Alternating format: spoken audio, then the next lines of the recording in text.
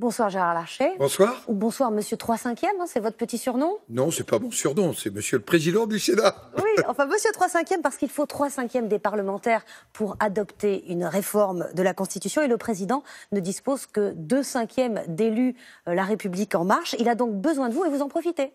Non, on n'en profite pas. Vous savez, je voudrais vous dire que j'ai deux caillots dans ma chaussure d'homme public.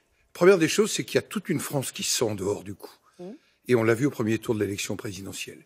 Et puis, il y a quand même depuis longtemps une rupture de confiance entre les citoyens et notamment les élus politiques nationaux. C'est pour ça que le maire veut réformer la Constitution. C'est pour ça que le maire, parce qu'il est dans la proximité, est l'élu qui a gardé la confiance. Alors, on va parler, on va dialoguer. Et moi, j'ai envie qu'on réussisse à la condition suivante. Vous parlez de la confiance, mais là, il s'agit notamment de réduire le nombre de sénateurs et de députés. Oui, c'est un des aspects. Non, mais on va parler, on va rentrer faire dans le mieux la sujet loi, d'améliorer la relation avec les citoyens et de faire mieux fonctionner la démocratie. Est-ce que vous êtes pour ou contre la réduction du nombre de parlementaires?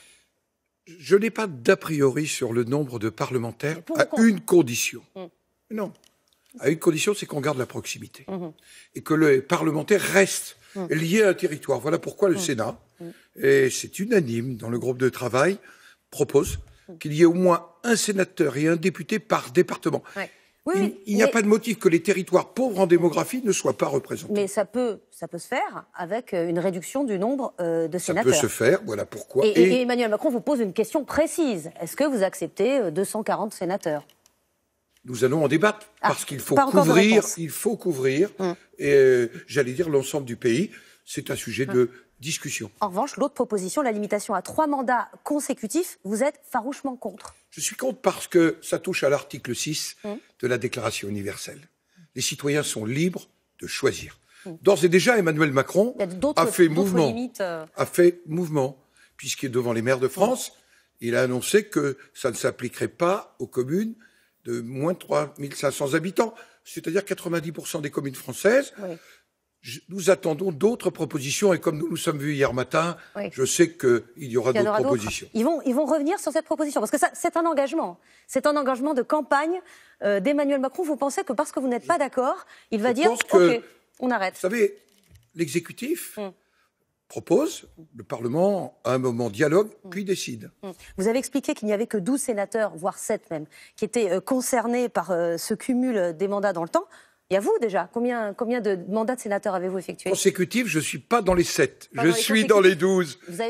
Combien de mandats pardonnez-moi, les électeurs, ils m'ont réélu de manière massive au mois de septembre dernier. C'est donc que la confiance que les élus m'ont témoigné au mois de septembre, elle était au rendez-vous. Mais c'est aussi donc normal que vous ayez la vision d'un incorrigible cumulard. Je ne suis pas un cumulard. Dans le temps, au moins. J'assume la fonction de sénateur depuis un nombre d'années qui me permet, aujourd'hui d'ailleurs, de présider le Sénat. Vous croyez en la menace d'Emmanuel Macron d'aller jusqu'au référendum? Moi, je souhaite vraiment que, parce qu'il s'agit de matière législative, faire mieux la loi, puisqu'il s'agit d'améliorer les relations entre le Parlement et le gouvernement, parce qu'il s'agit aussi, on en parle peu, d'ajuster un certain nombre d'institutions, la Cour de justice de la République, qui devrait disparaître. Mais là, je parle des choses qui fâchent et qui intéressent les Français et pour lesquelles il s'est engagé pendant la campagne. Sur ces sujets, je pense que nous devons, par le dialogue parlementaire, nous retrouver au Congrès. Mais c'est un droit du président de la République d'utiliser que son ami François Bayrou l'y pousse. L'article 89, mais l'article 89 qui s'appelle de la révision. Et cet article 89, il fait qu'il faut d'abord un vote majoritaire dans les deux assemblées. Dans vos propres propositions, vous suggérez de limiter le nombre de ministres à 20.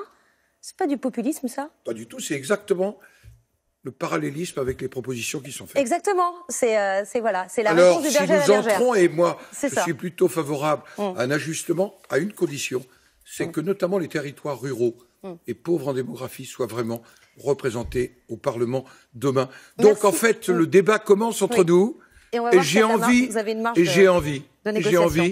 qu'on avance. C'est ce que nous nous sommes dit hier, le président et moi. Merci beaucoup Gérard Larcher.